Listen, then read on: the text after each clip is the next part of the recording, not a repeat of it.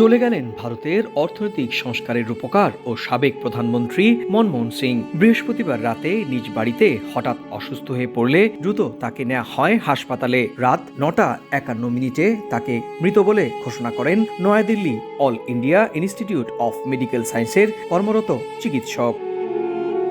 খ্যাতনামা এই অর্থনীতিবিদের মৃত্যুতে শোকের ছায়া নেমে এসেছে ভারত জুড়ে। তার বাসায় ছুটে গেছেন বর্তমান প্রধানমন্ত্রী নরেন্দ্র মোদী, ছিলেন স্বরাষ্ট্রমন্ত্রী অমিত শাহ, বিরোধী দলীয় নেতা রাহুল গান্ধী সহ বিভিন্ন রাজনীতিকরা জানিয়েছেন শোক। বিশ্ব নেতারাও তার পরিবারের প্রতি জানিয়েছেন সমবেদনা।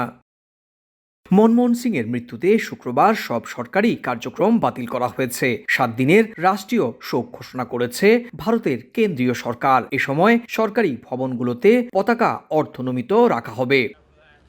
কংগ্রেসের প্রতিষ্ঠা দিবসের কার্যক্রমও বাতিল করা হয়েছে। শনিবার পূর্ণ রাষ্ট্রীয় মর্যাদায় ভারতের সাবেক এই প্রধানমন্ত্রীর শেষকৃত্যানুষ্ঠান সম্পন্ন হবে বলেও জানিয়েছে বিভিন্ন গণমাধ্যম।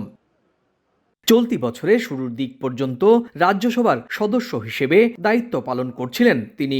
গত এপ্রিলে রাজ্যসভা থেকে অবসরে যান।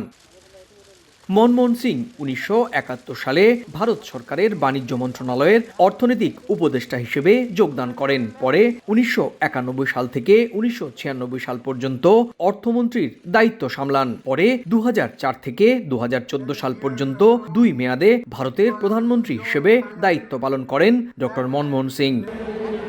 সুব্রত আচার্য, সময় সংবাদ, ভারত।